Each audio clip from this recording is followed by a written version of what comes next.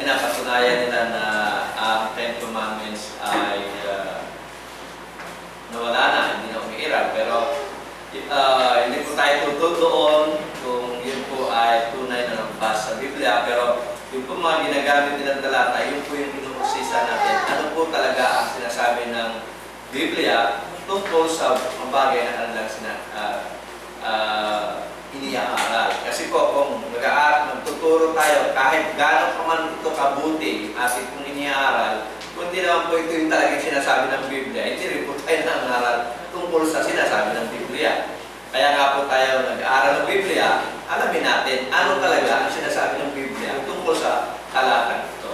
At nakita natin dun sa Hebrews chapter 7 verse 12, no?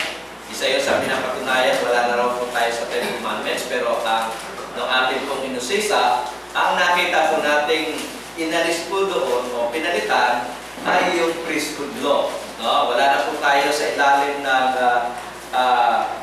priest, no? Ng priesthood ng mga Levita, at tayo po ay nasa priesthood na ng ating Panginoong Jesucristo. Tinignan po natin yung nasa chapter 10 ng Hebrews na kung saan sabi po doon ay I come to do thy will, you take it away the first and establish the second. Pinalalagay po nila doon dahil yung will ay testament, kung ito ay testament, ito ay covenant. Kung ito ay covenant, ito ay law of Moses, at kung ito ay law of Moses, ito ay Ten Commandments.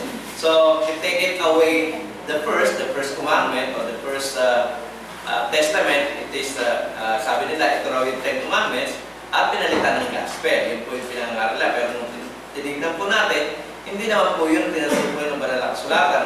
Contextually, nakita po natin, inalis na po yung mga animal sacrifices at pinalitan na po ng body of Christ. So, wala na po tayo sa ilalim ng mga Levita, wala na rin po tayo sa ilalim ng mga animal sacrifices. Nandito na po tayo sa ilalim ng priesthood ng ating Panginoon Kristo.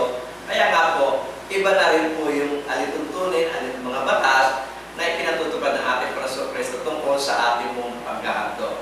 Ang inahandog po ng ating Panginoon Kristo, una yung kanyang sarili, at pangalawa, yung atin pong mga sarili, isang haing buhay, banal, at kaaya-aya sa Diyos. Tinignan rin po natin Colossians 2:14 na may ipinako raw sa krus yung Ten Commandments, pero ang nakita po natin doon, ang ipinako po ay ang ating listahan ng ating mga kasalanan dapat pinagbayaran na ng ating Panginoon Kristo ang ating mga kasalanan.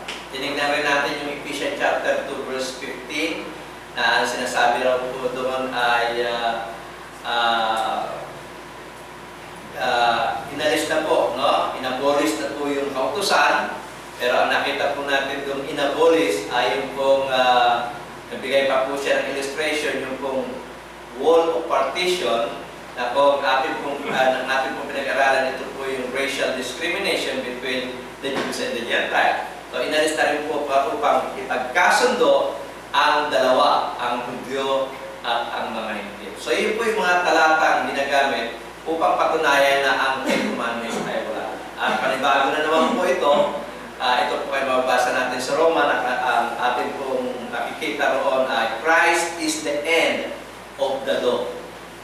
So, basahin po natin sa Romans chapter 10 verse 4. Ang sabi po ng banal na kasulatan ay ganito: For Christ is the end of the law for righteousness to everyone that believeth.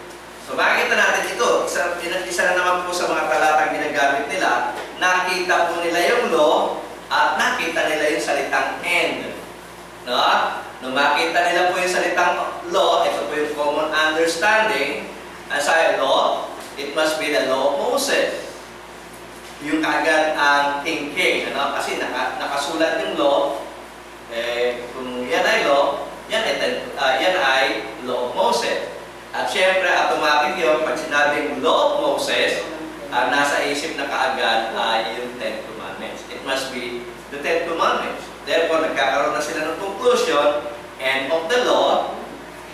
Nakalagay po doon, end of the law. Therefore, ang kanilang thinking ay should be the end of the Ten Commandments. So, yan po yung isa sa mga talatang ginagamit para parang gigil na gigil silang alisin talaga yung Ten Commandments. alisin na sa ating buhay bilang mga Kristiyano. Pero kapagtataka naman tayo, kung inalis na yung 10 Commandments, bakit bawal pa rin sa atin yung pagpatay, bawal pa rin sa atin yung pangangalunya, bawal pa rin sa atin yung pagnanakaw, no? Yun pinagbabawal pa rin sa atin ng Diyos. Bawal pa rin tayong sumamba sa mga Diyos-Diyos. Bawal pa rin tayong kumilala sa ibang Diyos. Liban sa Diyos ay pinakikilala ng banal na kasulatan. So, kita natin inconsistent yung bagay na yun. Kung sasabihin natin wala na tayo doon sa ilalim ng mga bagay na pinag